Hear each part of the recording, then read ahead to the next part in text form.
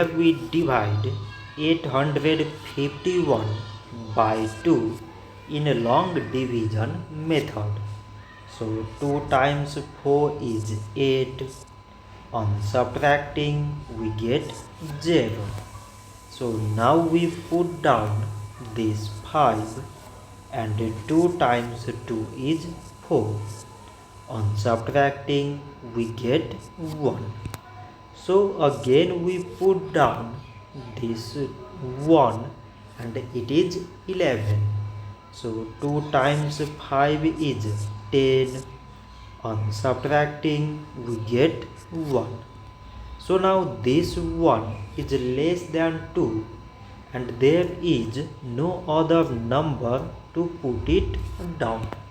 So we take here decimal so that we put 0. So it is 10 and 2 times 5 is 10. On subtracting we get 0.